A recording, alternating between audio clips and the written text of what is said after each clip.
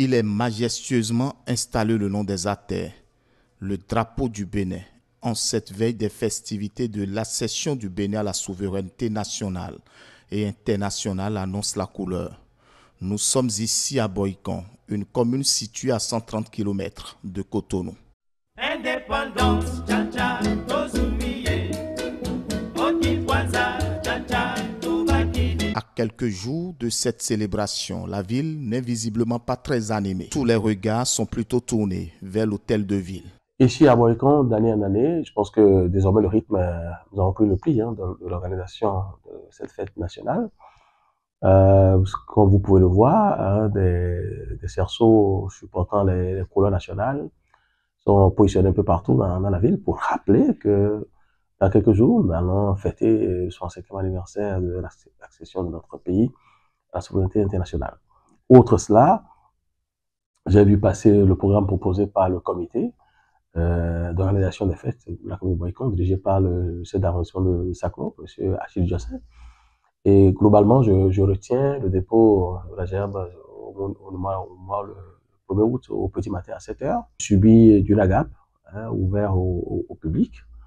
Dans l'après-midi, les chefs d'arrondissement recevront des forces vives dans leur arrondissement respectif. L'événement va drainer les membres du conseil communal des chefs quartiers de Bohican, personnel du parc Abus et du parc Gros Porteurs, Vendeuses, des associations pour le développement, acteurs de la gare routière centrale. Ça va être un peu particulier. Nous allons suivre les injonctions du premier magistrat de la ville, le maire de la ville de Bohican.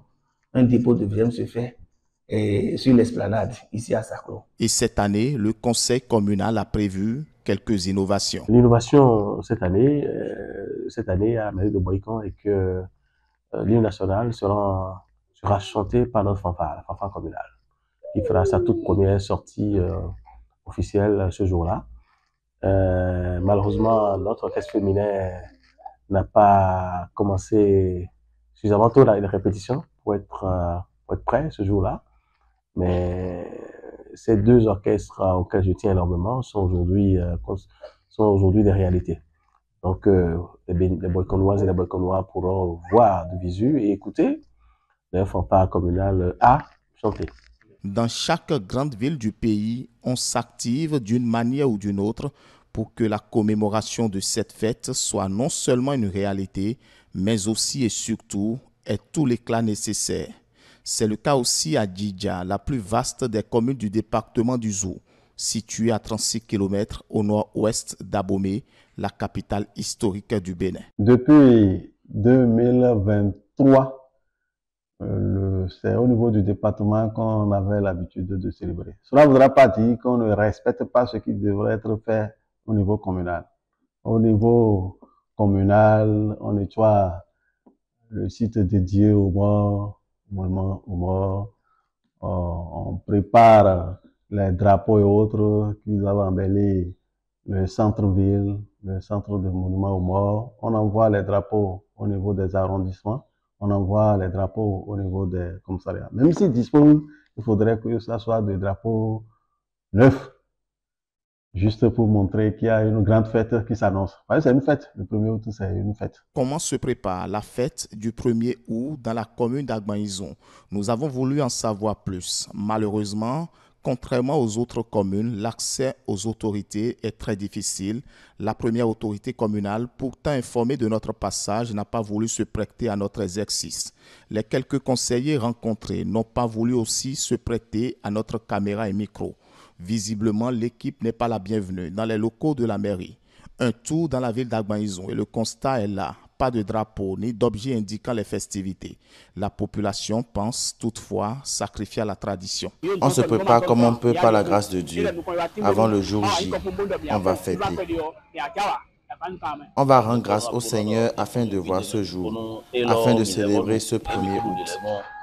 Après Agbanizon, l'équipe a mis un cap sur Kovey. Kovey est l'une des 4 communes constituant ce qu'on pouvait appeler la région d'Agonlé.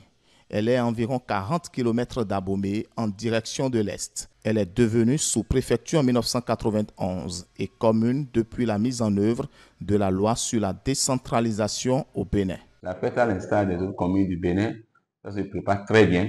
Je crois que dès que vous avez fait votre entrée dans la commune de Kové, vous allez déjà constater les signaux.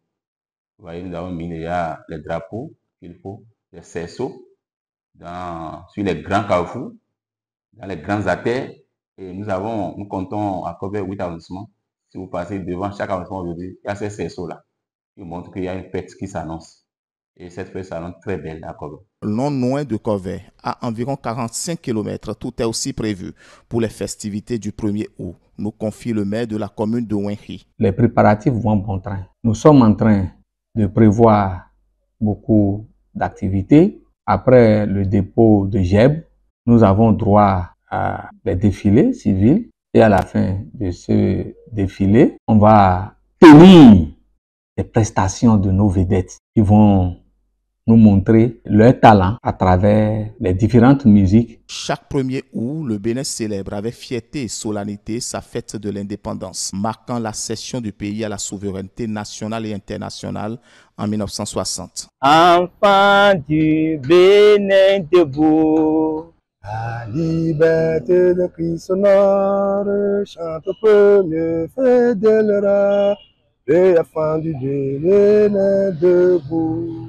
Ce jour historique représente le fruit des efforts des leaders nationalistes béninois et la détermination du peuple à tracer son propre chemin vers le développement et la souveraineté. indépendance.